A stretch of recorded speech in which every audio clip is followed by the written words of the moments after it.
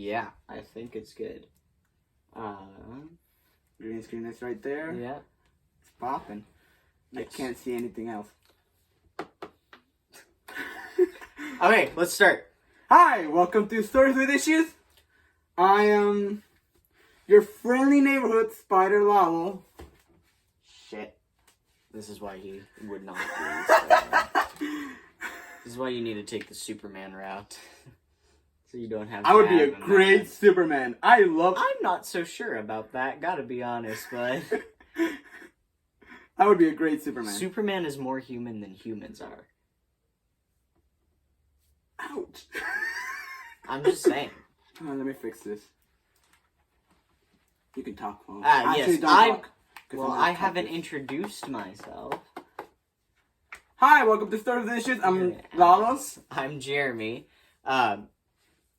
And Costumes. we're dressed. Because today, I don't know if you noticed, but this video is coming out in Halloween. Happy Halloween from Stories with Issues. This is the third year we've done this? Yes, this is the one thing that we are always consistent on, is actually getting it out on Halloween. I'm going to laugh when this comes out on November 1st. It's not going to come out on November 1st. It's going to come out on Halloween, because I'm going to edit the shit out of this right after you finish. Yes. Well, yeah, this is our Halloween episode. The one thing we've always done, and because I don't know if you noticed, we love Halloween, both of us. Yes, very much so. And the first year, we had a whole group of people, and we were like, all dressed up, and we all decided to dress up.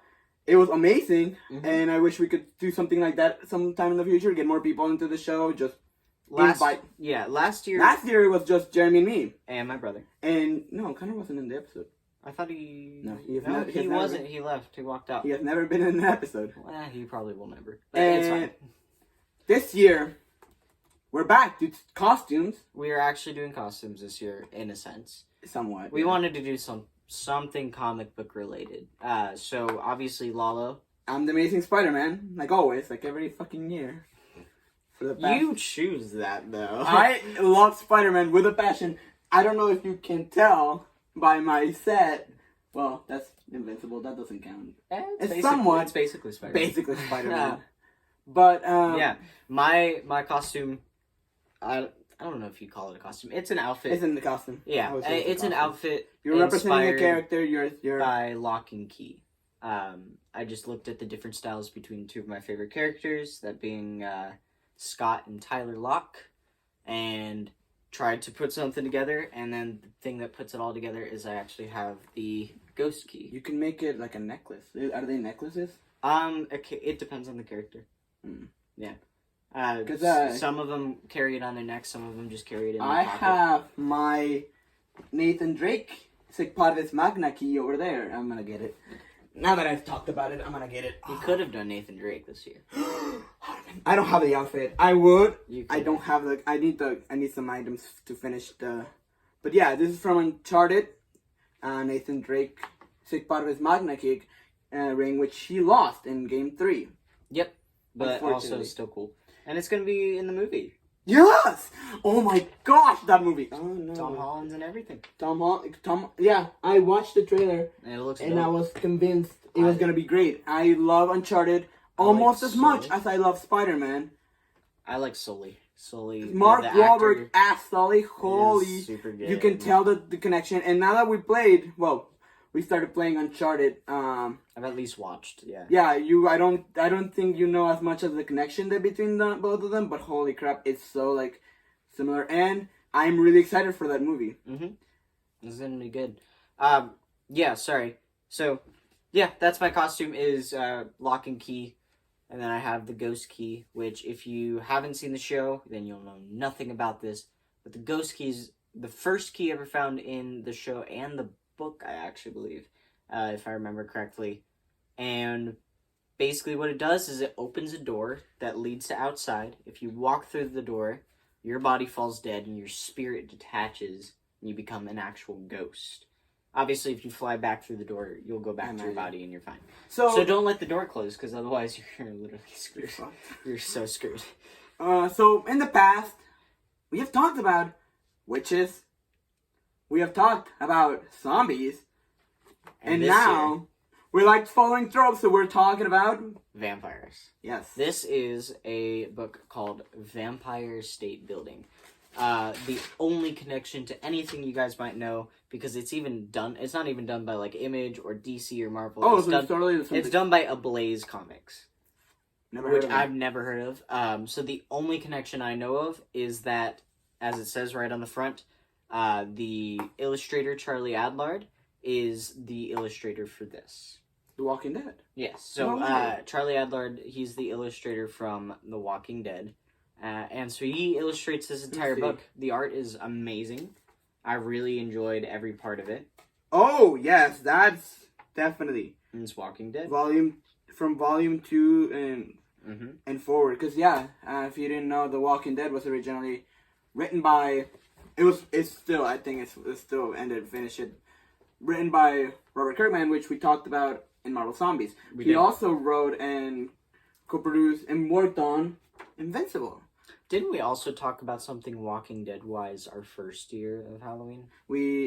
I did wanted to talk about The Walking Dead. I never... No, I thought we the just chance. at least mentioned something about The Walking Dead, though.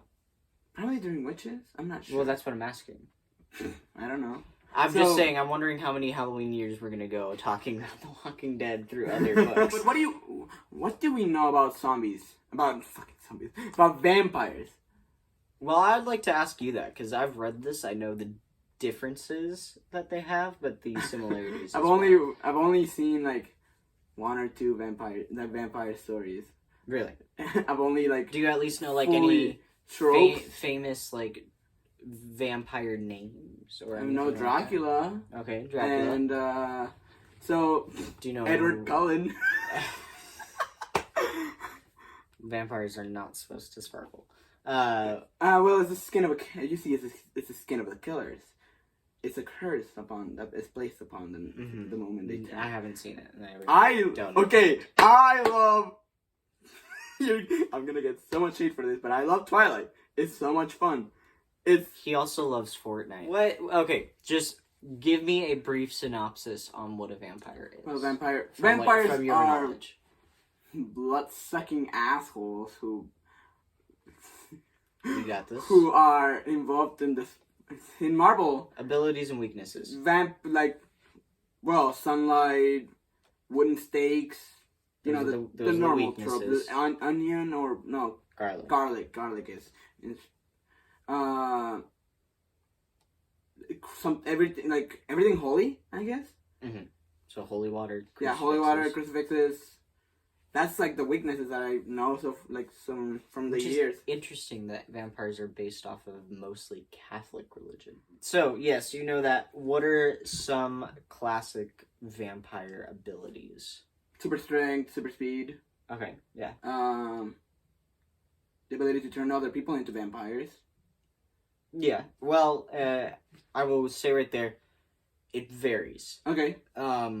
Sometimes it's any vampire can make another person a vampire. Sometimes it's times only the leader can make another person a vampire. That's what happens in one of those Blade movies. That's what happens I believe in Blade. That's what happens in the Batman versus Dracula. That's what happens in The Simpsons. Like, actually, I'd say it's more common that you have the head vampire and then underlings. Yeah. What other vampire thing I've seen? I saw this and the Spider-Man cartoon from the 90s. With Morbius, the living vampire. They specifically say, though, that he is a pseudo-vampire. He's the living vampire, which means it's absolute bullshit. He just looks like a vampire. He's just but an asshole with none of the powers. None of the same powers. Vampires are also known for hypnotism. Oh! They're known for... Yes, their eyes kind of glow and they can hypnotize people. They are also known for invulnerability. They're known for turning into bats. That's so stupid. I always found that so hilarious. I always thought that was awesome. I thought that was super cool. Shape-shifting has... Yeah, but only into a bat. Like, that's dope. Rich, sit down, sit backwards a little bit. Yeah. Relax. They're also known for... I had it in my mind. Oh, living forever. Yeah. Literally living forever unless unless kills them they're immortal. Have you seen the Minions movie? Yes. There's a funny scene. At the beginning of the movie, they're explaining that the Minions need like a master the whole time, like all the time, or else they get very depressed and get suicidal. Mm-hmm. That's the real thing. That's my headcanon too, by the way. If Minions don't get a master, they get suicidal. Mm-hmm. And they're looking for the perfect master, right? So first they choose a dinosaur, and the dinosaur is good for a while until the dinosaurs go extinct. Until they kill, like, the Minions accidentally kill him. Yeah. Then they choose Napoleon Bonaparte. Oh, okay. And they recreate that scene, like the history time where he shot himself with his own cannon, apparently, by accident. Yeah. And they kill him. And then there's a moment where they're like sneaking into this house with a cake. And one of their masters is Dracula. Mm-hmm. And it's the morning, and they open the window, start singing happy birthday because it's his 150th birthday, and suddenly Dracula just turns into fucking dust. Oh, I do remember that, actually. they're like, ah. I never, like, took this second to think, like, oh, shoot, that means vampires exist in their world. But, I mean, I just thought it was funny. Yeah. The scene of, like, the minions just opening the window to Dracula, and he's like, oh, it's morning. Okay. Let's dive into this book. Okay. So, once again, this is Vampire State Building. Does it take place in New York? Well, it's the Empire State Building. Yeah, It's the play on words, so yes. Like Doctor Who, that episode where the Daleks Daleks take Manhattan or something. Yeah, the Daleks take Manhattan. I love Doctor Who. Yeah, it is a good episode. And I don't know if you remember, but Andrew Garfield was in that episode. He was, that's right. He turned into a pig. I remember like that taking me out of the episode, and I'm like, that's Spider-Man. Yeah, but what is he doing? He turns into a pig. And it was funny because it was also like, it was Andrew Garfield, and it was New York. Mm-hmm. And I think they got him because he was like one of the only actors in England who can like speak English, like do an American accent. Yeah, that's become more common now. Because he can because he was born in California. Yeah. Just fun fact. I love Andrew. Andrew Garfield's one of my favorite actors of all time. Because he started one of my favorite movies of all time, The Social Network, and then The Amazing Spider. I thought you were gonna say. And then he became Spider-Man, and I was like, holy crap, this guy is awesome. And then he did Hacksaw Ridge and a lot of other movies. Mm-hmm. He's gonna be hopefully in Spider-Man 3. And also he's gonna be in another movie that I would like all of you to watch because it's gonna be on Netflix and on theaters. It's called It's called I'll remember the name. Editor Lalo would put Let's the name jump into the book. Good lord. We have, like, this is the longest. This is a long tangent. This book starts with, basically these engineer guys on the TV talking about the history of the Empire State Building, how it was built in 1930. Okay, so what's the timestamp on this? What do you mean? Is it present day, like today? Oh, yeah. No, he's giving the history of it. So he's saying, like, it was built in 1930. It's 381 meters tall. It was, like, one of the tallest things worldwide until 1967. All that kind of stuff. And he explains that it's currently under renovation by the Green Foundation. That'll come in in importance later. But on the observation Spider-Man! On the observation deck of the 86th floor, we see our main character, Terry Fisher, and his cousin, Ashley. Okay. Terry is a bit nervous. Like, obviously, it's a very crowded thing. It's the Empire State Building. So this is pre-COVID, if that's when it came out. Or maybe it's just a world without COVID. But yeah, that happens in comics. And it happens very commonly, yeah. I prefer that, actually. I don't want to read about COVID. But Terry is actually complaining about all these people. He's like, these people are taking my air. We need literally, he says, stealing my air. Right? There's a lot of people in this world. We need a new plague. Yeah. And Ashley's calling him out, like, what's up with you? And he's complaining because there's some people who are supposed to be showing up that are late. that turns out to be his friend. But Ashley and him are just kind of having this conversation. They reveal that the reason they're there is for a farewell party for Terry. Bye. Because Terry has enlisted in the military. Oh. Congratulations. He's gonna go serve in Afghanistan. He actually turned down a scholarship.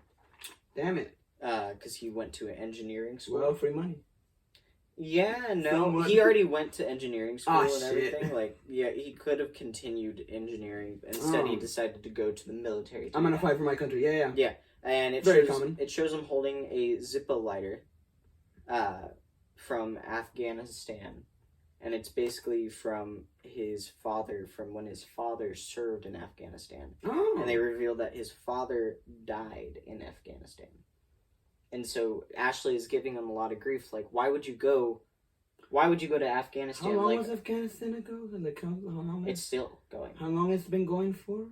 Years. I don't even remember. Since before I was born. Okay, so it's pre 9/11 then?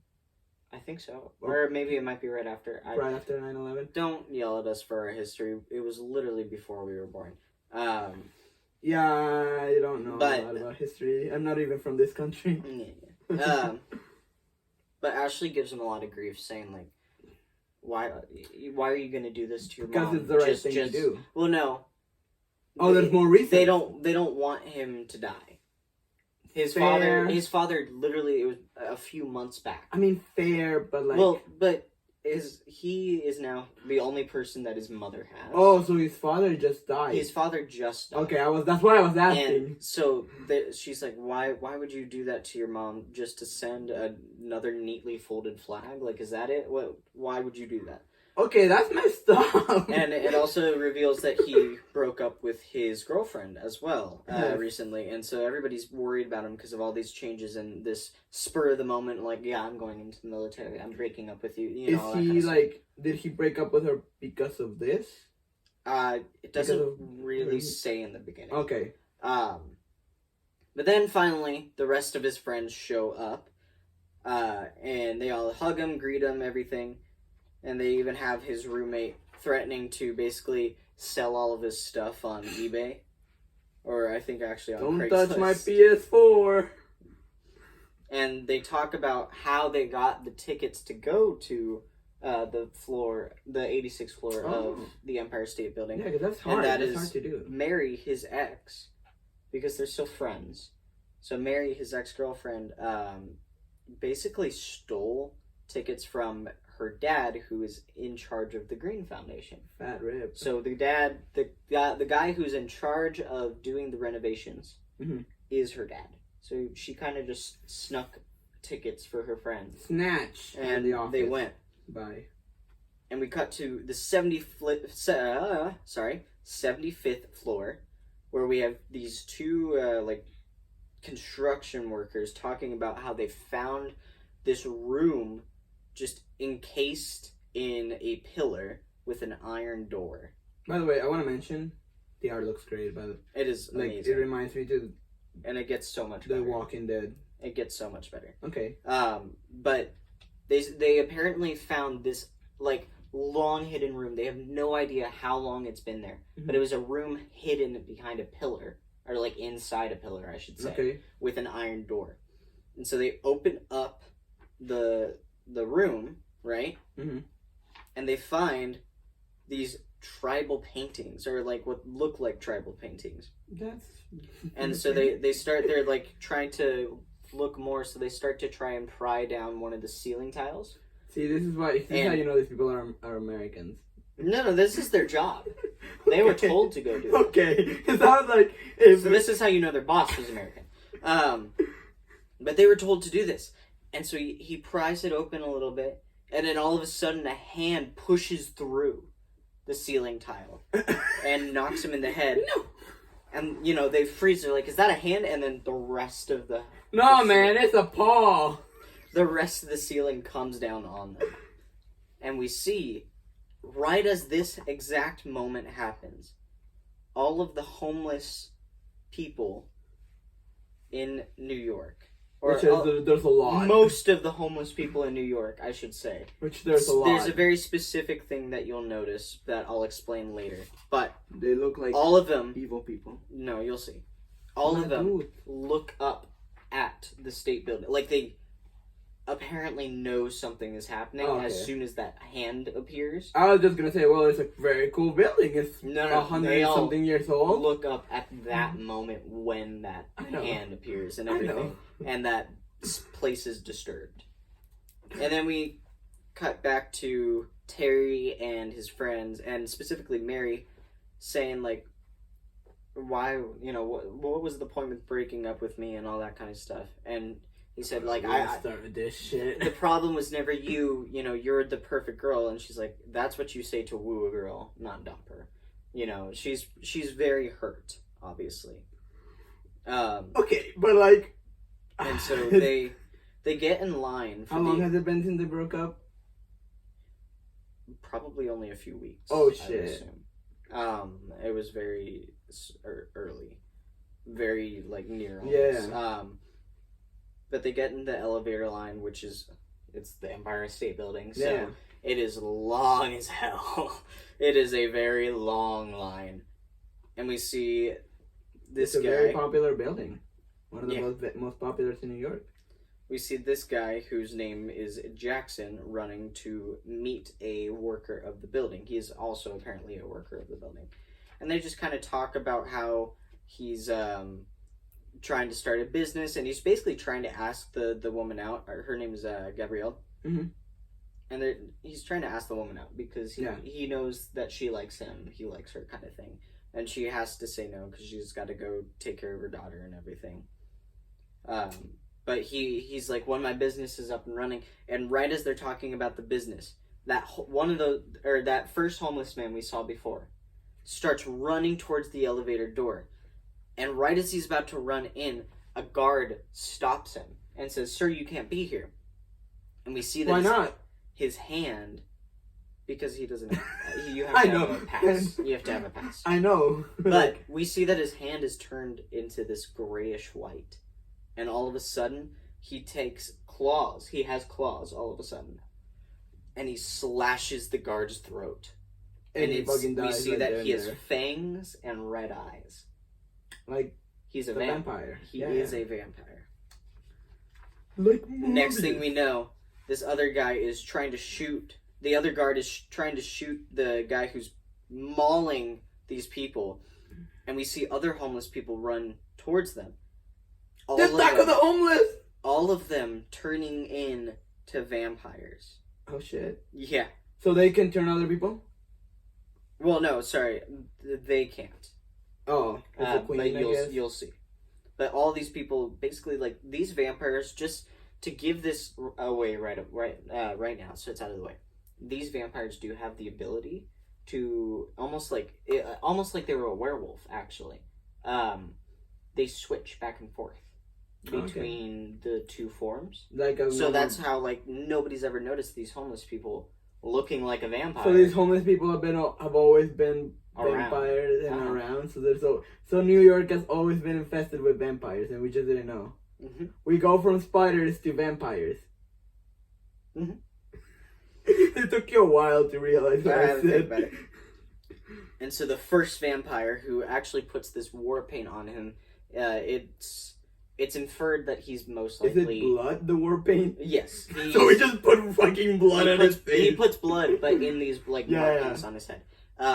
It is implied that he is most likely somewhat of a leader amongst the other vampires. So he has a higher rank. Yeah, he's a higher rank. His rank is Darth. Sure. But he howls, saying in this weird language to seal the building. And so all of the vampires that just ran in seal the building. And they tear through, like in an instant, tear through the Empire State Building, taking person after person, either killing them or capturing them. And you just see this massacre of vampires just tearing people apart. Where we see Terry with his friends caught in this group, and they're trying to run away. And he says, whatever happens, stay close, right? So, like, New York is over. Yes and no. Okay. The Empire State Building is open. Okay. Um, But New York is not in New York. But you said New York was infested with these motherfuckers. but they all came from. So they just from all places into the Empire State Building. Yeah. So like just They blow swarmed. blow the Empire State Building out. Yes and no. You'll see. You can just do that, and that's over. You'll see. I know. There's I'm a just lot of thinking exposition. I'm that just you'll thinking understand. as a rational person. Yes, but Thinking person. one, they don't know that nobody knows really that they're vampires. They have to figure this out, Okay. right? Like, they really just know that there's these people attacking that seem to, like, they don't know. They might We be. have a hostage situation. They say that the one guy actually calls 911. He's like, I think they may be like cannibals, but it's a bloodbath. Like, they guess cannibals at first. They don't even realize that these are otherworldly, like, creatures, Yes. right? Homeless cannibals. And so they're That can like happen. vampires are being shot left and right, and they don't flinch really. Oh, okay. I was gonna say, are they able to kill a few? Because like on like They don't die from bullets. some like And zombies. you see just this well, chaos of silver like bullets. people getting no, that's a werewolf. Oh. You see people getting like thrown off the building. One dude's like straight up naked. That dude just is running away. I have no shame. Look at me. Well, if you were running from vampires. You wouldn't care as well. Yeah. Fair enough. And finally, they're led into this other room, right? Basically away. And this vampire is hiding in the ceiling. I just Basically, noticed how and- bright the suit is. Yeah, it's fine. It is a really bright suit. But this vampire jumps through and tries to attack him, and they run off thinking like they're ninjas or something. Like, I don't know what's going on. And as they're running, the roommate gets jumped on And I imagine and torn apart, yeah. and he's killed. And Flat rip. Gavin, who's wearing like the Letterman jacket or whatever, He looks also He's like, like "Oh, The shoot." Walking Dead. Yeah. And Rick Grimes. kind of does. That's Rick Grimes straight up. Yeah. In volume like 4 or 5. Wait, you're talking about Gavin? Yeah, he looks like Rick Grimes. I Oh, guess- never mind. No, I didn't. I thought I saw a beard. This guy kind of looks like Rick. Yeah, that's So, Rick Grimes. That's Terry. That's Terry. Okay, Uh, Gavin and Terrence. So, Terry. yeah, Will, the roommate, gets killed, and they're all trying to run, and they actually get split up. Oh. Yeah. So it's all going to shit. Yeah, so now it's just Mary and Terry. Mhm. Wow, and he dated that girl. Sorry, that just hit me. He willingly chose to date her You chose when this. her name rhymed with his. Well, it's easy to remember. That should not be the problem. But fine. As the whatever. writer's perspective, it's easy to remember. Gabrielle from earlier calls him in, and they see that they've basically barricaded. They locked the doors and they built a barricade, and so there's a bunch of survivors in this room on the 82nd floor. Right? The 82nd floor of the Empire State Building. Yes. You see people praying. Which You see people Spider-Man just sitting should in be able solemn- to climb it real easily. You, I'm sorry, I'm thinking... stop thinking Spider-Man. This is not. I There's no promise you, Spider-Man. there's no Spider-Man. There's no heroes either? No. Oh. This is. It's actually funny. Every man for himself. I did skip past it, but they do joke about how. So this would have actually taken place during the Walking Dead show. Okay. Because they do joke about somebody auditioning for the Walking Dead. When the roommate says, like, I'm actually also looking for other roommates and stuff. Oh. He says, like, I'm looking for other roommates. And I found some pretty interesting ones. Like, one of them, I think, is coming here to audition for the Walking Dead. Okay. Yeah. Wait, they recorded that The Walking Dead in Atlanta? It's comic books. It could have been. I don't know. All he knows is he makes a joke Yeah, about yeah, it. yeah. Obviously, because the illustrator probably asked. I imagine. Yeah. Hopefully. And so, like, Jackson's freaking out. Everybody is freaking out. They have very weak signal service, so they can't really call anybody. And finally, Mary says, like, what were those things? It's like they were cannibals or vampires. right out of a movie, which is hilarious to me that she just Is this skips past it. Is this movie trope that not a lot of people know? It's called vampires. Yeah. Well, that's the thing. At least they know what a vampire is. Yeah. It drives like me The nuts. Walking Dead. Like in the comics, actually, they do know that The Walking Dead are like the zombies. They're zombies. Okay, really? They call them zombies. They don't call them. I don't think they don't call them walkers. But in the show, Robert Kirkman said like the reason why they don't is, and also this is pretty much why, because Marvel owned the word zombie back in the day. They own the word zombie? For a little bit, apparently. Man, screw Marvel. What? What? So like that's like owning Happy Birthday. That's messed up. That's Warner though. Warner. They don't own it anymore. They don't own it anymore. Okay. But like, yeah, Marvel owned the word zombie for a little bit. Yeah, well, either way, that's messed up. But in the comics, they do call them zombies, and it's like very cool. Yeah. I like the Walking Dead comics. On the outside of the building, we see I believe the chief of police, if I remember correctly, although now it's not saying. I believe he is referred to as the chief. Okay. So the chief of police, surrounded by like SWAT. Yeah, we'll call him chief. Surrounded by like SWAT and everything, and they're surrounding the Empire State Building because obviously there's this, as far as they know, a terrorist attack and a hostage situation inside the building of over 300 people, right? That's what they perceive it as. Like, because nobody actually spent enough, like, basically if you saw a vampire, you most likely died. Especially if you were on the outside of the building. I was gonna say immediately, like instant dead. What kind of death? Instant. No, I mean like. How many references of Rick and Morty can we get? Right. But if you see the vampire, you're basically dead. You're gonna die, especially if you're on the outside or like the bottom end. Of so like the building. If you see one, you're fucked. Yeah.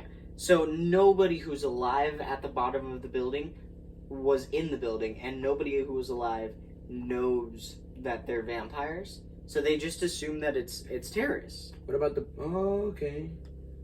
And we see... We got a hostage situation, yeah. Yeah, they think it's a hostage situation from terrorists in the Empire State Building. 75th floor, where that secret room was. Ooh, secret room. We see that first vampire with the markings on his face. You'll see.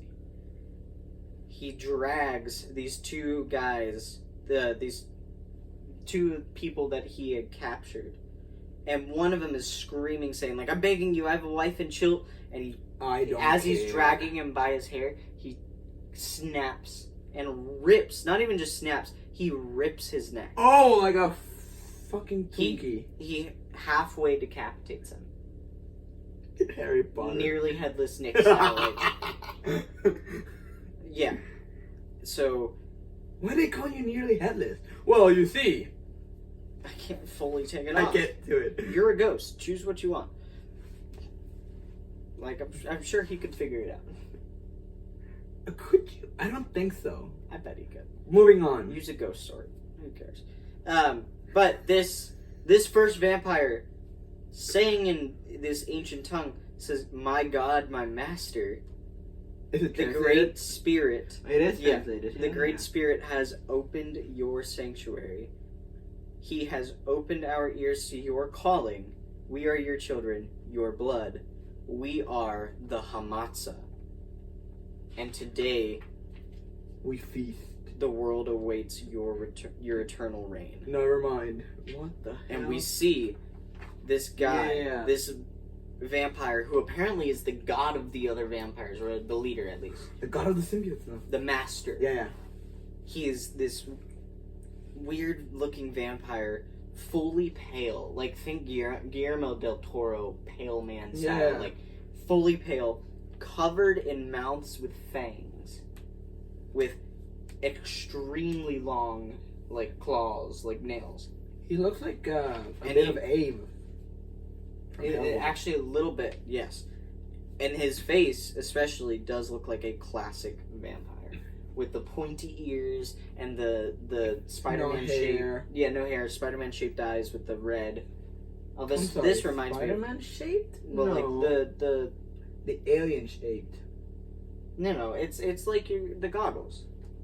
It is absolutely. I don't have a map. Like the teardrop type. Okay. Yeah. So he is very creepy looking, obviously. Looks great. But back on the 82nd floor, we see Terry and Mary. Lord, I'm gonna get tired of that. Now that you noticed that you can. Yeah. Who convinced the main two leaders of the, like, almost sanctuary type place on the 82nd floor, that's Gabrielle and Jackson, they convinced them to go out with them to try to get to the final floor.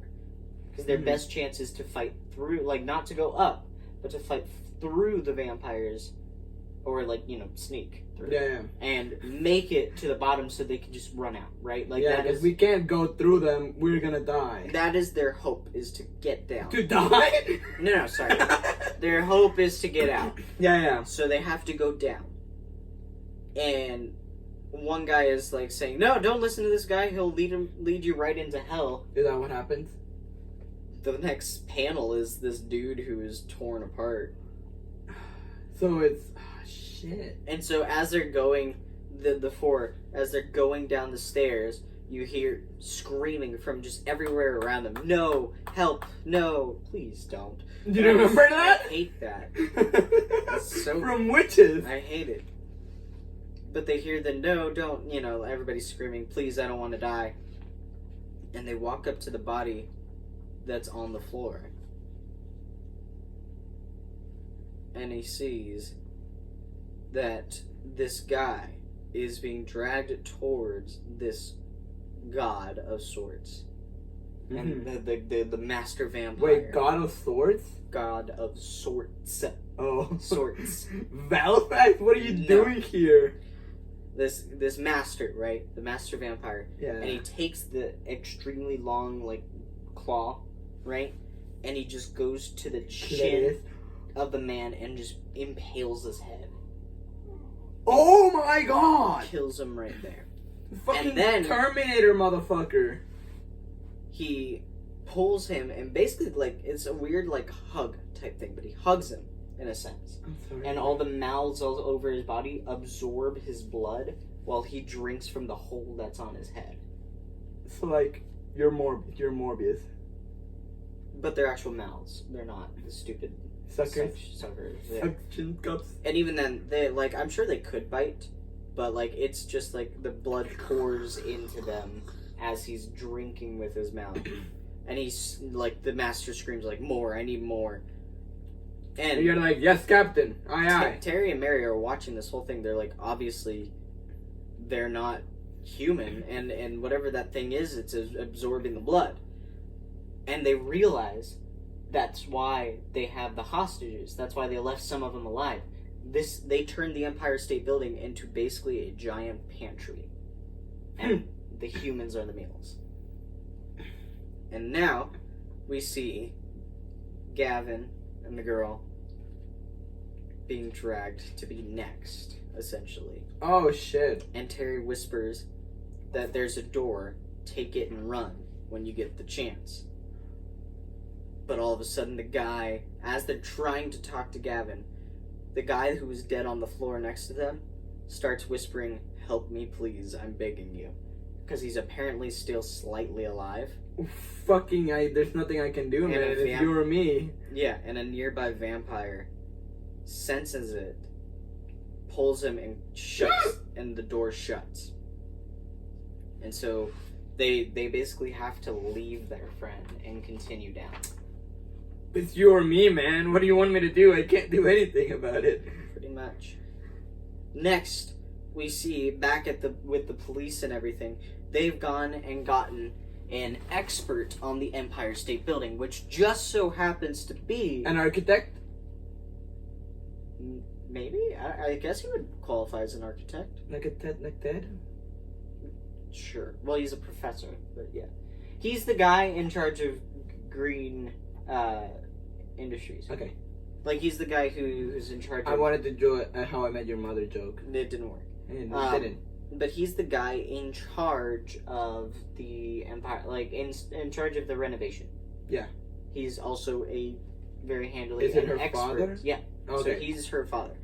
Though he doesn't realize his daughter is in there. And That's so not a surprise. they bring him here, Honey, what the fuck were you doing there? and What happened to my tickets? right as he gets there, the SWAT is basically rolling into the building with cameras on them and lights, and their job is to move in and try to form an attack. And immediately they're met with vampires. Of course. Where the light goes out and they're all just killed. You see, like, one of them just puts his fingers through this guy's head, and like another just claws them apart.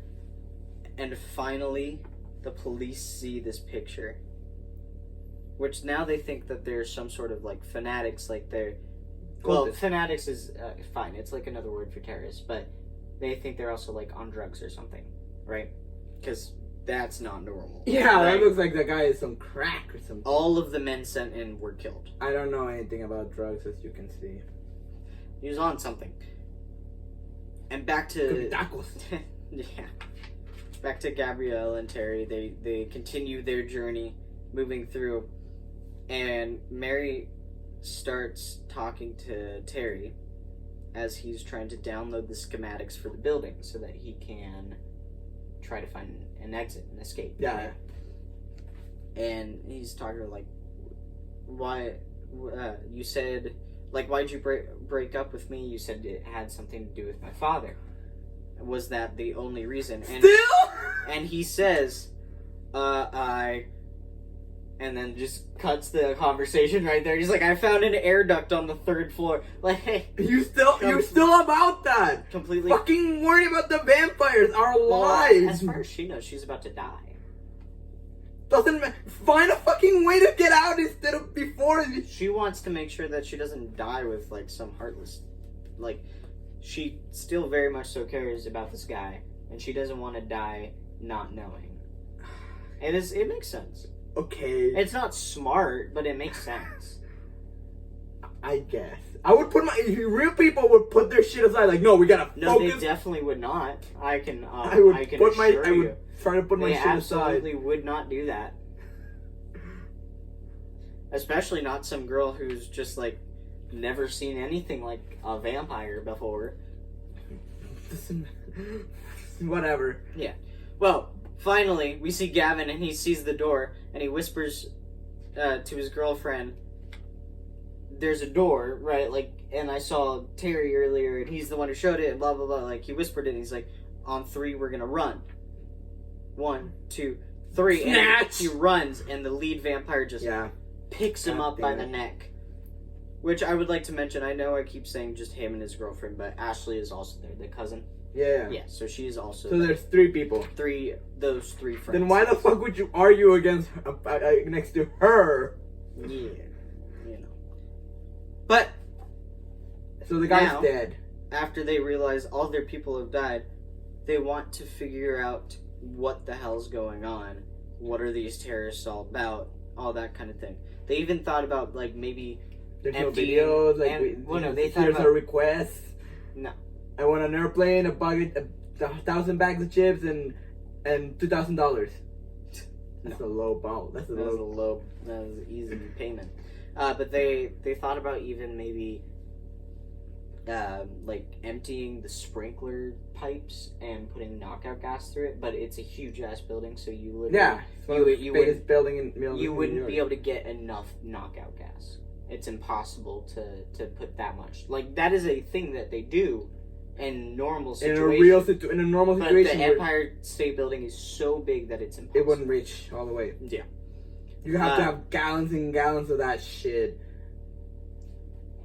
And next, Because gas is actually, if you didn't know, one of the cops says we can hear the terrorists' voices, and the linguist is on her way. According to her, they speak a form of Iroquois with a Mohawk root, as in Native Americans.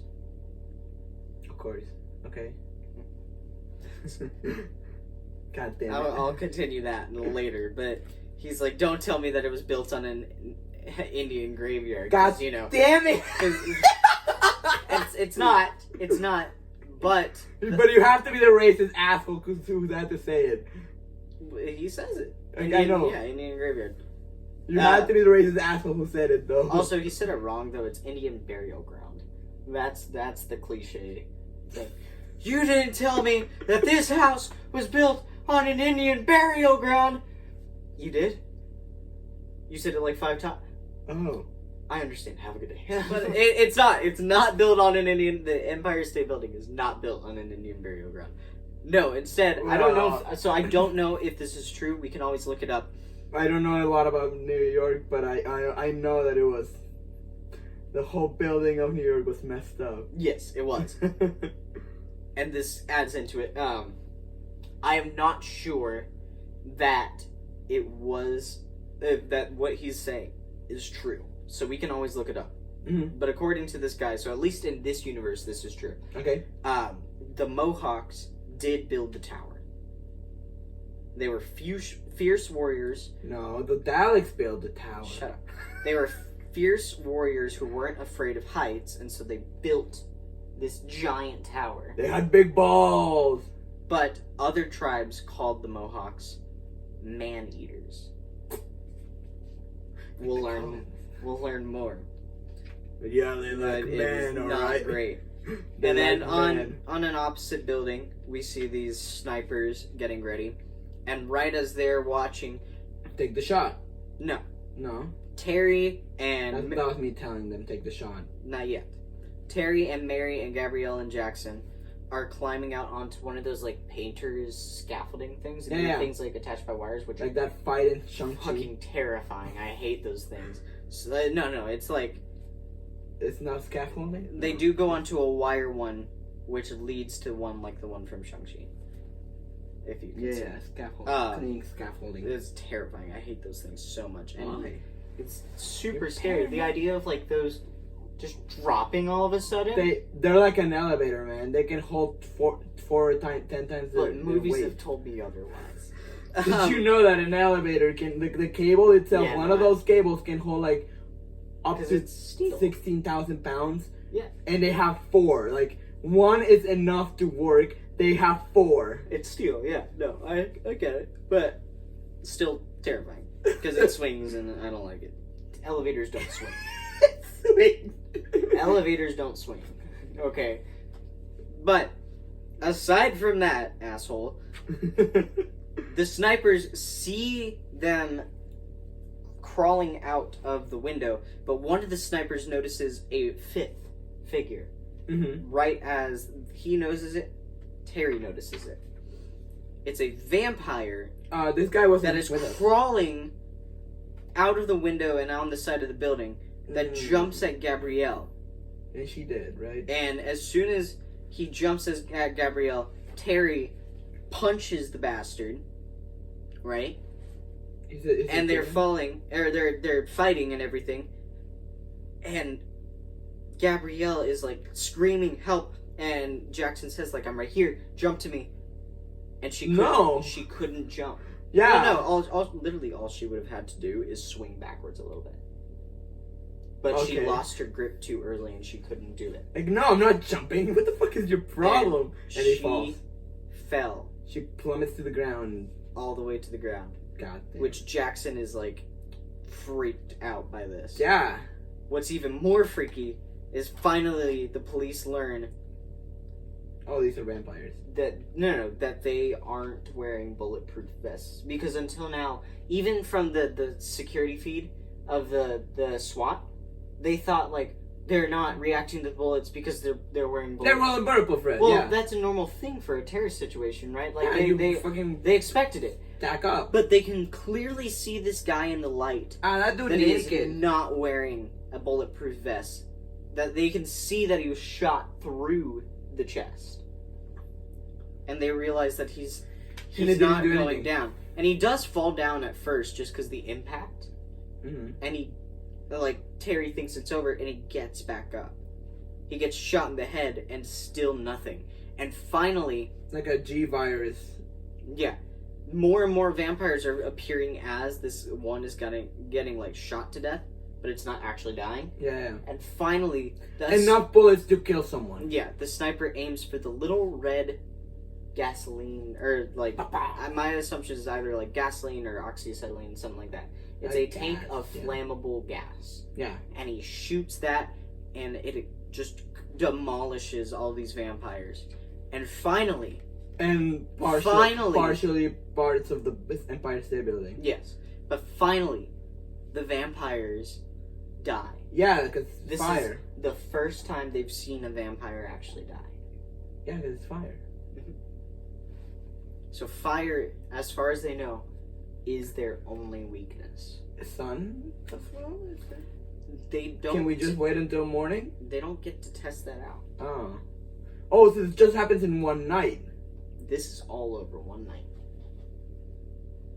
I don't want to ask any more questions. We'll move forward. But on the 49th floor, because they did get to crawl down a little bit, they're running away from the fire. I don't know what the hell was that. I don't know either. What was... I don't know. Explain. What I don't wanna. I'm gonna leave it as that. Okay, great. They finally get to the 49th floor and they find a dead police officer. And at first somebody's like, look for his gun, and they say, well, guns don't work. They don't have a gun. But instead, they grab the radio. And here we can see back with Professor Dent and the chief and everybody that they're all talking, and the linguist says that their language is a mix of Mohawk and Kwakiutl. Kwakiutl? Sure. We'll go with that. Kwakiutl. You should have just moved forward. But with guttural inflections, which means that it could be an ancient dialect. Terrifying. And he says, do you understand what they're saying? And the linguist says yes. By the way, this is a Native American linguist. Okay. I'm gonna say, how do fucking know the hell? Yeah. Why you ask me? But he says they're speaking of a holy mission using archaic tribal rite words. God damn. They see themselves as the chosen ones of the Hamatsa. That's the second time we hear the word Hamatsa, which is terrifying. Because it turns out that Professor does know who these people are. The Hamatsa is a very ancient native cult. Okay. He just looked them up. We just looked them up, because, of course, right? Okay. But it turns out that Goes to Google for a minute. These vampires are very similar to Native American Wendigos. Do you know anything about Wendigos?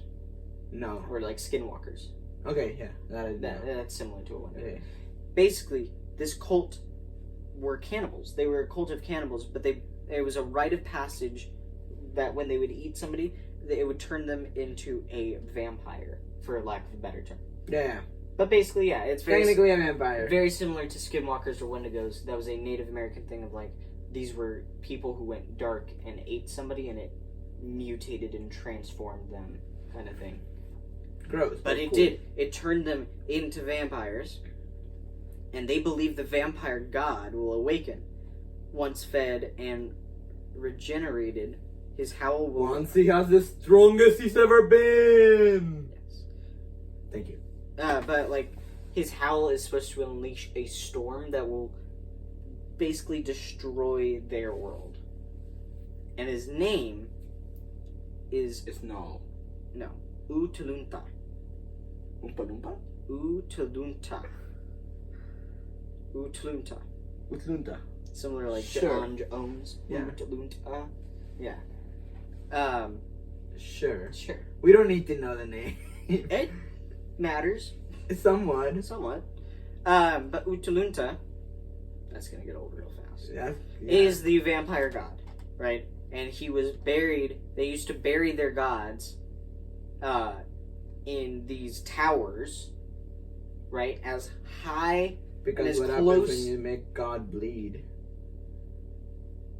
People will stop believing in him. Yeah. And then there will be blood in the water. The sharks will come. They built these tombs and would bury the gods as close to the sky as possible because they believed that they were a god, right? Yeah. So Untulunta, through his, dark practices and stuff, became known as a god and was buried by the Hamatsa. and the Hamatsa has been hiding his body ever since.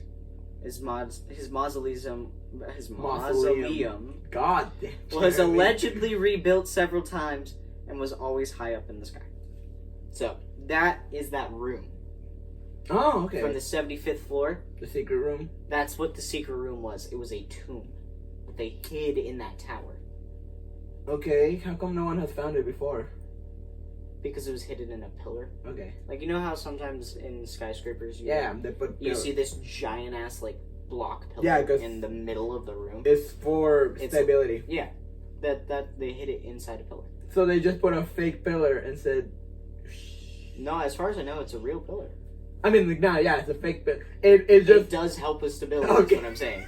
As far as I know, it does still help with stability. They just hollowed out the inside. Then it's not working. Then it doesn't work. The sides still work. Geometry, bitch. It's fucking cement. Geometry, bitch. It's cement. God. Shut up. It makes sense to me. But basically, they can't believe this because it's as much as bullshit. But like, no, literally, he says it's as much as bullshit. Might as well be bullshitting me right now. It might as well, but like, clearly something's up. And Jackson is It can be explained rationally. We don't have to jump into conclusions. Jackson was like, he's freaking out. He's like, and he's Yeah, heartbroken. wouldn't you? He's heartbroken because this girl, like he says, she was gonna be like, she was the woman. She didn't have to die, man. She was the woman of my life, and she was meant for me, and she knows that I was meant for her. Like, she knew it too, I'm sure of it. And he was apparently going to show her that he had finally gotten the money to start his business. Aww. Because they make it a point that he's been talking about starting a business for months and it's never happened. It's never been able to happen. But he finally got the money. That's the day that he brought the money and was going to show it to her right before he put it in the bank was that day. Oh, fuck you, man. It God sucks. damn it. He is devastated. I'd be pissed. He's pissed? No, he's freaking, like, he's pissed, he's devastated. And did he fail? Wasn't him to fail to save her? No. Or was his friend? Her grip just slipped. Okay, like, he doesn't blame himself. He's just heartbroken. Okay. I would blame myself. And we see Mary, finally, she gets the radio on and she starts talking. But on the 75th floor, we see a line of dead bodies bleeding out on the floor. Oh, God. And it appears that most of them have been bitten on the neck. Although I'm not entirely sure if they that have all is marks actually... on their neck. They do, but I'm not actually sure. They don't go into great detail. I'm not sure if that's actually how the leader takes control of them. I'm not sure. Okay. He may take control of them through other means, through just slashing or something like that. I assume some sort of bite because he clearly has the fangs for it. But that could just be for blood-sucking needs. Like, I don't know. It's a feeding. Feeding, yeah. Like, well, that's the main purpose. But, obviously, we see these people who are dead on the floor. Yeah. And he is sitting. This is, gruesome. He is sitting on a throne made of dead bodies. Oh, that's awesome! I just thought it was a stone shit. I just thought it forget the Batman Who Laughs, throne of skulls or whatever that he has. Or the sword throne from Game of Thrones. Yeah, no. This dude is straight up bent the dead bodies, Gravity Falls style. And this is my armrest. Like, literally Gravity Falls style. Like, bent the bodies into the right position. And this is my armrest. And created a throne of bodies.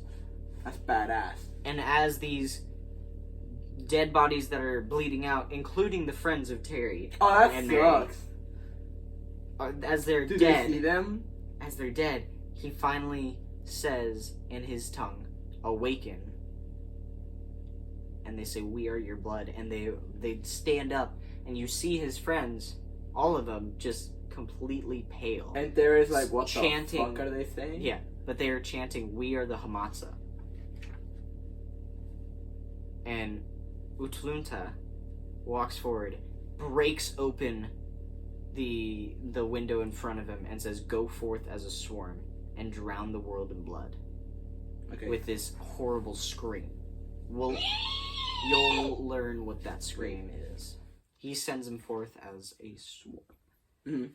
Finally, we see that they basically talk about all the other stuff about Untitled and are saying how they're immune to bullets, they're not wearing bulletproof vests, and only fire takes them out.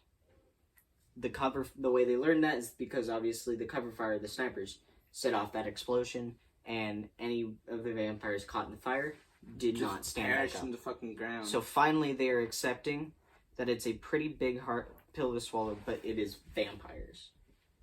For sure, like... And everyone's like... These are ungodly Someone take this creatures. asshole away, he's going fucking nuts. I gotta say, there's a lot of plot armor here, and in the sense of, like, very conveniently, they found the guy who happens to, like, who happens to be in charge of the renovations, who happens to know about the Empire State Building a bunch, and know that it was built by the Mohawks. And then that led them to think, maybe it's Native American language, let's call a Native American linguist. Like... So through a lot of circle around. Yeah.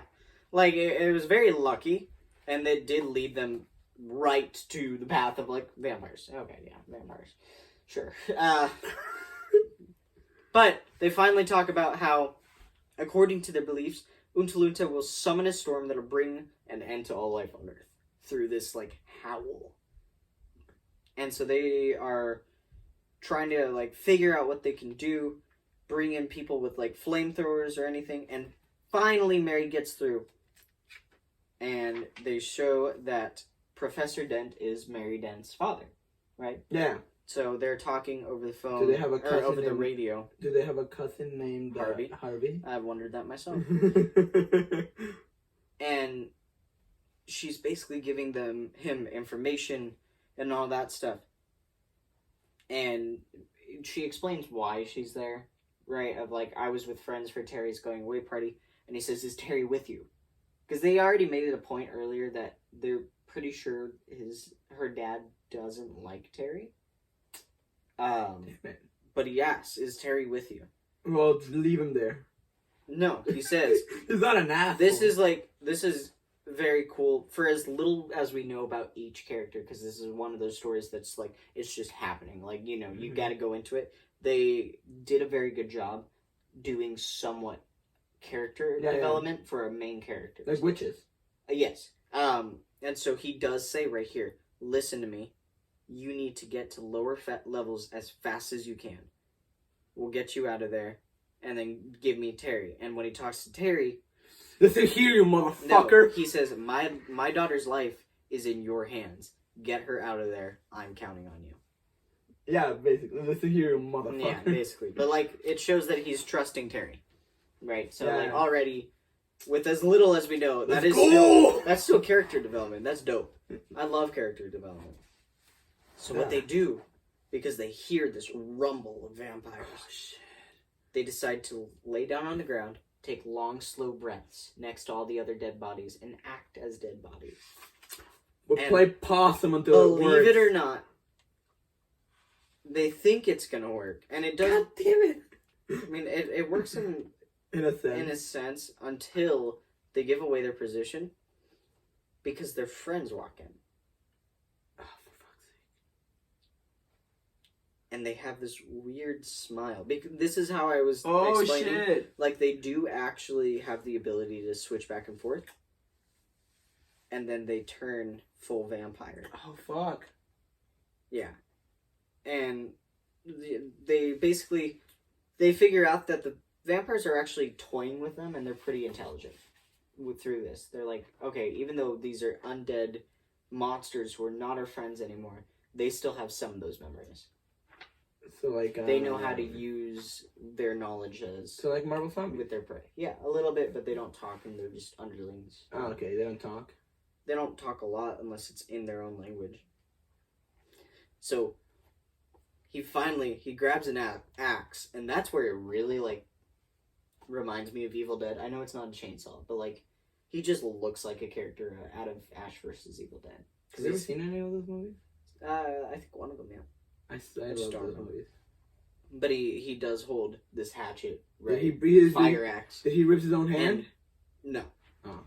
Ashley, his cousin, right, who is now a vampire, is crawling towards him, and jumps at him, and he cuts right here on the knee. He cuts on that underleg and makes her crawl on the ground. And he's begging her. He's like, "Fuck please, your kneecap. Stop! You don't make me do this. This isn't you." And she just keeps going, and finally he cuts off her head. Fuck your kneecaps and your head. Terry kills his cousin, which is very sad. Yeah. But also, fuck her kneecaps. Yes! Now it's a sad. thing. They find the elevator, and they climb inside, and Terry gets an idea. Is it a good idea? We'll see. Yes and no. Okay. But he's still got his fire axe, right? And he's like, I've got an idea. Get inside. He closes the doors, and he climbs up onto the top of the elevator. And his idea is to cut the wires. No. Yes. No. That's his idea. Does Now, it work? in fairness, like I said earlier, he did take engineering school. He was a mechanic for a while. He does happen to know that elevators have emergency brakes on them, and so they are not they physically. It's impossible for them to plummet to their death. They're not gonna get away. They're not gonna smash and flatten on the ground. Like that's not. They're not gonna go pancakes. Yeah, they'll most likely stop at like a certain room floor. 32 or something. They'll stop at after like 10 to 20 floors of free fall. That's when they'll stop. That's what I meant. Floor 22 or something. So that's his idea. Of course, as he cuts the first one, the other vampires, his old friends, hear this. Yeah. Naturally, it's not gonna stop us, mother. They go and they force the elevator doors open, and they're trying to claw, and they grab Jackson as he's trying to cut the other wires. And snap their neck. And he finally does cut them as Jackson gets kind of scratched on the face a little bit. And that's important. Like, he gets scratched on the face. Bad, right? But finally he cuts the last one, and the elevator plummets with the wires cutting them in half. That's badass. It is. It's super badass. Except that when they finally go in, which... Oh, shit! Yeah, their friend just falls completely in twain. And he's like, sorry about that, it's just me. Like, gee, you couldn't have moved the body, but alright, cool. But they see Jackson sitting there. With his... in shock. I'm gonna call her Scarface now. From now on. Well, you say from now on, but the thing is... God damn it. He lost a lot of blood from the cuts all over him, from the scratches. So Scarface is no more. That mixed with the shock of the free fall. And just sat there, eyes wide open, just dead. Which Terry at first blames himself for, and Mary has to reassure him, this isn't your fault. This is where we get a little more interesting, because they finally got their flamethrowers right. Oh, yes! But it gets awesome. Fuck your kneecaps! Although it's because not the kneecaps. It's like these firefighters fighting with flamethrowers. It's pretty dope, actually. It's firefight. Where the hell did we get this? And they flamethrowers. Moving on. I don't know. SWAT team. Why not? Bring in the flamethrowers. A lot of them actually do. A few of the SWAT flamethrower people do die. But he. Oh shit. Yeah, they do their best to burn him. And finally, they say, okay, fall back. Are they gonna they do. Burn the Empire State Building? No. Okay. Even cooler. Okay. They apparently, in their setup, put a line of napalm around the outside. What's napalm? Napalm is an extremely flammable substance that's very hard to put out with just water or something. Oh. Or to extinguish. It's extremely flammable. Right? So, they built a square of fire, not a ring of fire, but a square of fire out of napalm and caught it on fire. And so the vampires are kind of, this is how you know, they're slightly mindless creatures. And it's mostly Utlunta, who is the one using the minds of everybody he controls to toy with people. Like, because they just, like lemmings, just run into the fire over and over again, and this actually hurts him so much that he, like, starts bleeding from his multiple mouths. like the Spider Queen in Kind of, yes. Spider Island. So he, like, as it starts to hurt But him, here, instead of saving them, you can't. They're fucking gone. he finally lets out his roar, his howl. And all of the vampires stop what they're doing, and they run back inside, retreating. It's gonna get a lot worse. Because now, at the Montauk weather station, they detect a hurricane that just appeared out of nowhere, just off of Long Island. Yeah. So that storm that I was talking about, It's coming. that's supposed to destroy the world, It's coming. it is coming. Fuck. So the world's dead. We don't know that yet. Okay. But basically, the other problem with this storm is like it's also going to put out the napalm. So right now they have a firewall. So Plan B is gone. This is how they've been keeping them contained. Plan A is gone, basically. Yeah. And they have to figure out what the heck to do. And they Plan B? they yell, keep the napalm barriers burning. And all vehicles must move back because they are moving on to a different plan. And they actually, so then you cut to Terry and Mary, and they made it to the 21st floor, believe it or not. Okay. Like, pretty impressive. And they look out the window, and they're heartbroken. I would. Because guess what's burning outside the window? They're friends. No, a wall of napalm. They realize that even if they make it to the bottom, they can't go through the fire. Bet. No, like, when I say a wall of like a wall of fire, it's not like it's a line of fire and vampires are just not really agile. Like, it's not like it's just zombies walking into this small line of fire. Like, it is a literal wall. They use so much napalm, like, that it is a literal wall of fire that is nearly impossible to put out, like, just like that. And so we just wait for the storm. But then they'd be screwed anyways. The point is, they realize, like, even if we do get down there and they try to put out the fire, we're fucked anyways. like, a vampire will get us before they put out the fire. Yeah. Because it's a literal wall. Like, you can't just step over, you can't jump over. You're screwed. Right? And so... Do you want to be... Do we want to be Two-Face? Like in that dumb movie. But it gets so that much... movie's great. It's it one gets, of my favorite Batman movies. I feel like this is a common thing I say in any stories with issues, but it gets worse. It gets worse. Because as they are heartbroken that they realize they can't make it out, the sprinklers turn on. Uh-huh. And they think it's water until finally they realize... It's blood. No. Oh, shit. It's gasoline. That was Plan B. God damn it! Fucking more of what the fuck? The plan is to douse the fucking... Douse the inside of the building. They did empty out the sprinklers, and they swapped it with gasoline, and they're going to douse the entire building. Also, they're blind as well, because the gasoline got in their eyes, and it's gone. That's what happened to Matt in the show. Oh, shoot, yeah. But, like, I mean... the movie. It stings them a little bit, but it doesn't... Blind and also, them. it's not gasoline. It's just, like, this chemical. No, in the movie, it was like, it was gasoline. Then why did he have super hearing? You see how that's not right? Yeah, but I know. Because otherwise, I would just go blind myself. If that's how it worked. It stings their eyes, but it doesn't fully blind them.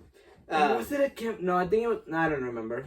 I'm gonna watch the Daredevil I fairly movie. remember it being like some sort of The Daredevil chemical movie waste. from 2003? Yeah. With I've dumbass Ben seen Affleck? it many times. Yes. I hate Ben Affleck. Yeah. Side Moving on. point. They're talking about how their plan is to douse the building in gasoline. Mhm. And then set the whole thing ablaze using incendiary rockets from a helicopter. You see how there's an issue with that, though? Because then the building's gonna come down. They do worry about that. Oh. And it turns out, if the building had burned slowly... You can turn it off. No. If it burns slowly, that's what's going to cause structural damage.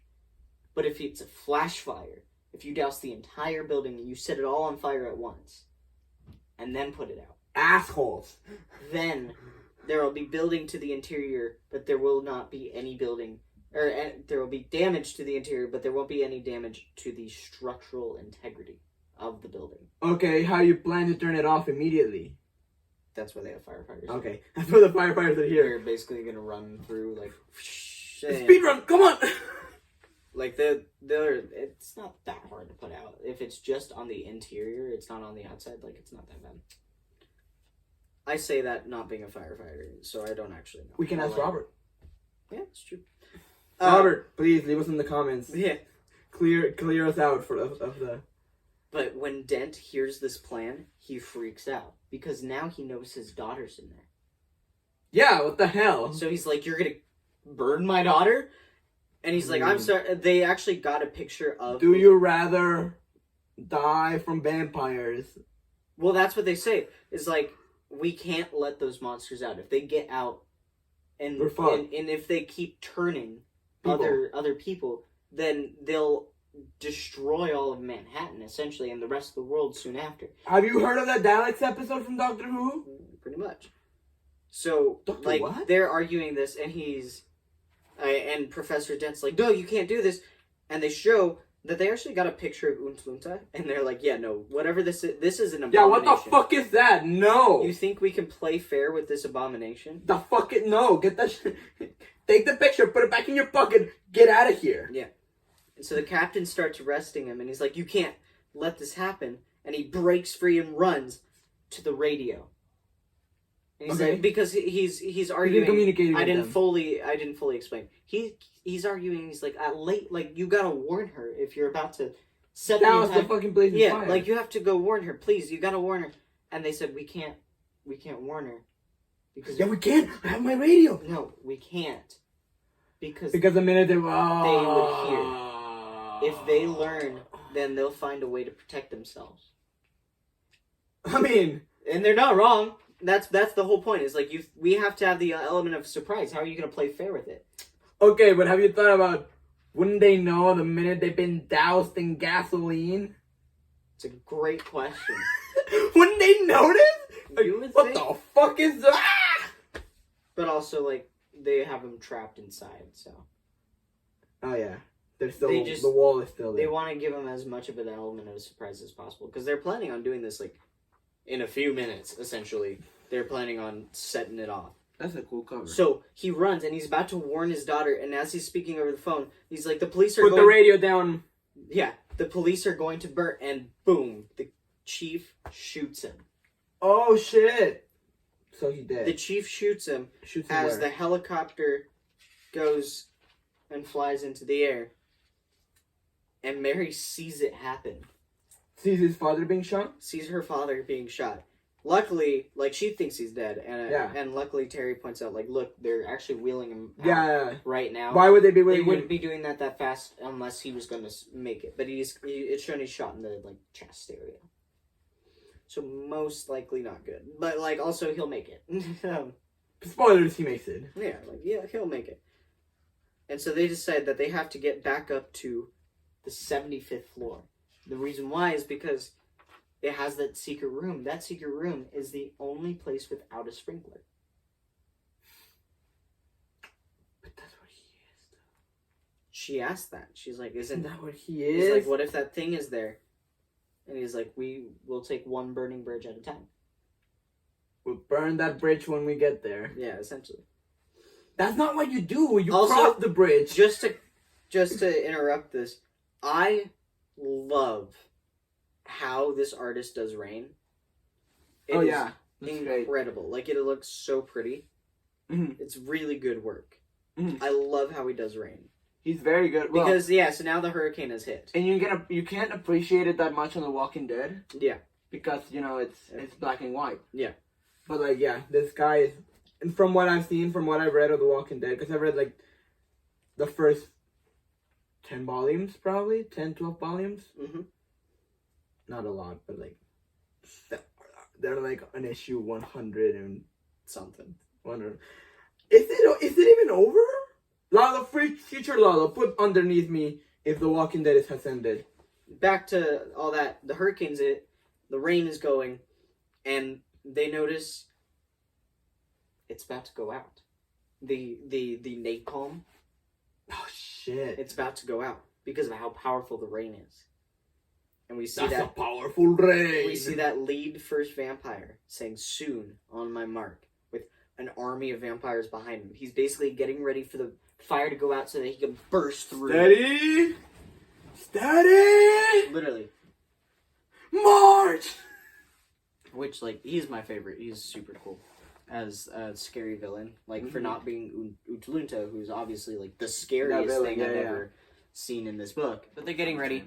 And maybe. Terry and Mary are basically sprinting up the flights of stairs. Yeah. Which is very hard because there's gasoline fumes. And, like I don't know if I'm gonna make... Gasoline has a smell. Like, it's not good for you to just whiff gasoline all the time. There's 3 Apaches in the air, incendiary rockets at the Empire State Building to catch it on fire because it's doused in gasoline on the outside, right? Moving forward, the rain starts kind of messing with them a little bit. With who? With the helicopters. Oh, shit. It's yeah, like, you can't. You can't do that shit. Visibility is extremely low. Incendiary missiles are armed, though. And now we see Terry and Mary. They finally make it to the 75th floor. They can barely breathe. And they see they see the throne of bodies that they just kind of have to walk past, which... Yeah, it's kind of fucked up. Yeah, it was pretty effed up. But they see the room. And they start going into the room, and Terry says, close the door and bolt it from the inside. The reason why So their plan is to... No, his plan. Mary doesn't know this. His plan is like, we know that he is somewhere in here. And I'm going to keep him away from you. Utlunta. Okay. Because as he's saying this and sacrificing himself, and she says, I love you, and he says, I love you too. I know. Cute, you know. She looks behind him, and right there... For fuck's sake. ...is Utlunta. And he pushes her inside. And at first, Utlunta is actually looking at Mary, and is, like, seriously considering trapping her in there and, like, tearing her apart, basically. And he screams at him, saying, leave her alone and all that, right? Take and me! He's like, yeah, no, he's basically saying, take me. And Utlunta recognizes how fierce he is, in a sense. And says, the spirit of a warrior or something? Yeah, and shit. he's like saying, join. Bad motherfucker! Obviously, it's in his language, right? So Terry doesn't understand it, but he just hears gibberish. Yeah, but he says, join my Hamatsa. Join the cult. Yeah. He wants to change I'm good. Rather die, bitch. Which he's funny. It's funny because he's like, I don't get you, but it doesn't matter. Either way, I don't care what you just said. Fight me. Either way, you're gonna fry. And he holds up the lighter from his dad, which is like super cool. Comes full circle, right? But he starts fighting. That was a perfect circle for those in the home. He starts fighting Utlunta, and the vampire god throws him on the ground with the lighter just landing in this puddle of gasoline. Right, like follow. Fuck your kneecap. And so he's knocked out for like a second. Is he also drenched in gasoline? He is. He needs to get in that other room fast. I need to get the fuck out of here. And so ASAP. We see once again the helicopters. The wind and the rain has gotten so bad that they can't maintain formation, and they crash. Fall. They crash into each other. Oh, no, into the building? Yes. Into the building? Or not? Okay. Tango 1 and Tango 2 just crash into each other. And crash into a different building, unfortunately. Like, it was bad. To which, it's kind of funny, because the chief has the line, and the fat lady sings, which means, like... Yeah, it's over. It's basically over. We're screwed. Because, like, how are they supposed to catch the Empire State Building on fire... If they don't have if their one chance just died. That's where... But what they don't know... is that he has this lighter. Is Terry is in there. Okay, you're gonna light one floor. At least. that'll spread to everything else. How? They're Are like, the sprinklers still going? Yeah. Okay. And they're drenched. Like, they led this whole trail leading to the rest of it. Okay. And they see, he looks, oh he's shit, messed up all the his mouths. arm. What the fuck? Yeah, it's pretty freaky. But he messed up his arm pretty bad. And How? he says, I've had enough of this shit. Right? I'm too old for this shit. Like, Untulunta is still throwing him around, and Mary comes up behind Untulunta and stabs him in the back with a pickaxe. Which does nothing. God damn it! Like, it stops him. He's like, that hurts. The kind fuck? of thing. And just kind of, like, he bitch slaps her, essentially. And Terry jumps on him, pulls him, and they're throwing each other around, and finally, he finds this acetylene. Light. Oh shit! He finds this, like, acetylene torch. And he turns it on and throws it right down the puddle that Untulunta was standing on. And the entire room catches on fire as Terry... And they're all fucking dead. As Terry and Mary run as fast as they can into that secret room. They bolted. They just... Well, look, like, they bolted. And Untulunta actually does die. We see him right here. Fuck your kneecap! Burning away. Which, once again, beautiful art. I love the fire. Yes. And they look and realize, like, the building caught on fire. And they ask, like, who lit the fire? Because they don't know how that happened. It just happened. He's like, I don't know, but from now on, I believe in miracles. Which is a dope-ass, like, final line kind of thing. I don't know what happened, man. But from now on... The fire just... I believe in miracles. And the entire building burns. Oh my god. With all of the vampires running out and dying. And now they really do need that remodelation. Mm-hmm. And Terry and Mary are trapped inside with him putting his coat over the little crack in the door. Like in freaking The Dark Knight. No, over the crack in the door. So that the smoke doesn't get in and they don't inhale all of it. Pass out, and die. Well, they pass out because it's basically an oven. Like, you think about it, like, they're surrounded by cement with an iron door. Like, he even actually burns his arm a little bit on the door. But, like, they're surrounded by cement with an iron door, and they're completely sealed in. It's basically an oven. Yeah, they're cooking. They say, like, it gets up to, like, 2,000 degrees in there. That's... Okay. Where are the firemen? Not in there, but in the building in general. I know, but, like, where the fuck are the firemen? That's Turn that shit down. They say, like, nobody could have survived a fire like that. Unless. But if we wait any longer, then there's going to be structural damage. So that's why they finally, like, they go at it, right? And they put out the fire, they reinstall the sprinkler system. That's how they do it so fast. Okay. They reinstall it with water, and they put out the entire building, which... Super dope shot. Oh yeah, that looks great. The Empire State Building just smoking from every floor. Oscorp? No, that's not it. It's not Oscorp. What is your deal today? It looks like Oscorp in the Amazing Spider-Man movie. Yeah. But he says it'll be hours before the place. I think that's the Chrysler Building, actually. That's not. Yeah, that's the Empire State Building. That's the Chrysler Building right there. So the fire chief, though, says it's going to be hours before it cools down, and that it would have taken a miracle for anybody to survive that immense heat. But they show Terry and Mary. They found him? On the floor. Passed out, I imagine.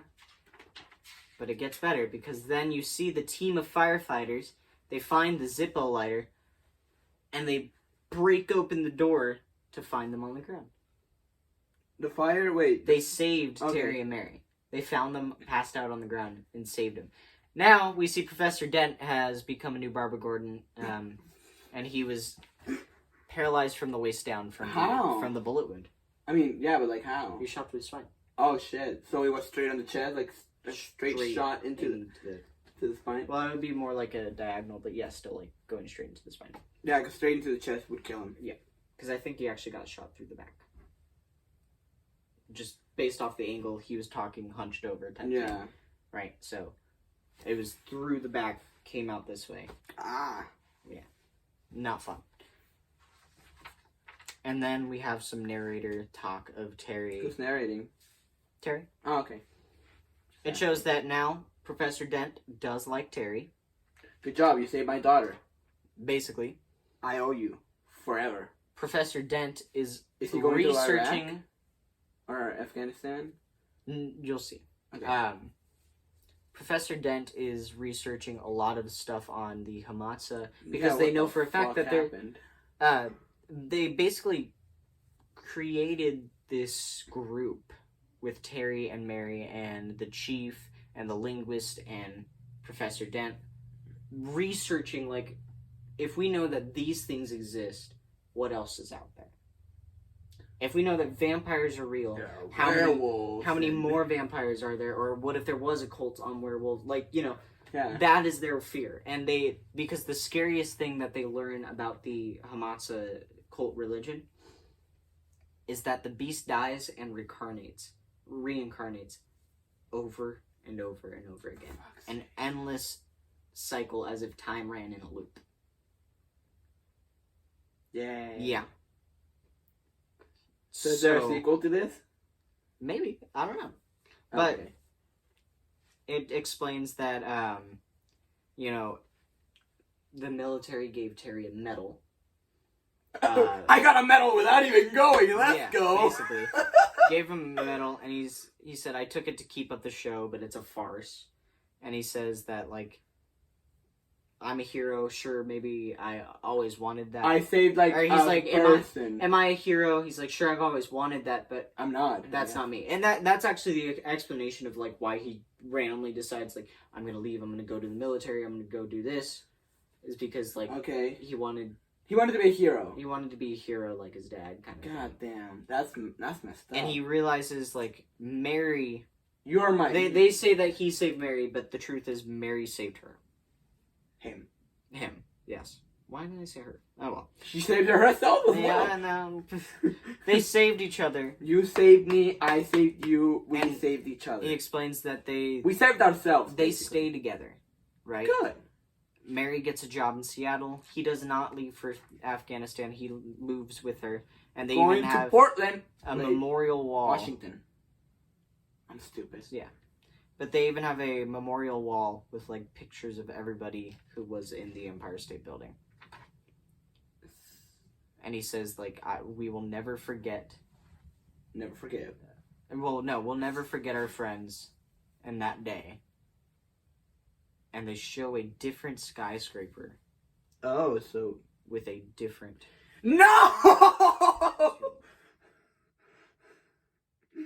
God damn it! Time runs in a loop. And that's it. That's cool. That's a cool story. That's a new record for me. Just kidding. That is a great story, though. Like, in all honesty, I read this book yesterday. I mean, you know this. Yeah. But when I knew that I was going to have control of the Halloween episode, at first I was going to do Noctera, which at some point I will still do Noctera. Yeah, eventually. But for Halloween, I figured I want to do some sort of a classic monster thing because we've done that in the past. Yeah, that's what we've always been doing. I found this book, flipped through it for a little bit, and read the full thing yesterday, and it is an incredible book. Like, I actually really love it. I really dig it. I kind of want to read it by myself. Yeah, absolutely. You are welcome to, but I'm gonna have to if I'm gonna edit this. Pretty much. But I love this book. I never thought I would read anything by Blaze Comics because I didn't know I've never heard of them. You know, I didn't know they were real things, and fair enough, you know. Like, dang, it is such a good book. It is really Once good. again, to just reiterate, it is illustrated by Charlie Adlard, and it is written by Angie and Renault. I forget their last name now. Angie and Renault. What is their last name? Oh, Angie and Patrick Renault. Sorry. Angie and Patrick Renault, which I'm assuming that means they're married, but they could be siblings. Who knows? There's a lot of different types. We're gonna look into this. Comic book writer duos. I'm sure there'll be like the Kubert family. Yeah. The Kubert family are artists. It was an amazing book. Like, all in all, incredible book. I definitely recommend it. The Ramirez. Yeah. Father and son. There's a lot of cool things in comics. And it's very cool because this is the first time I've read anything for Halloween that wasn't one of the big two. Wasn't a zombies thing. Oh.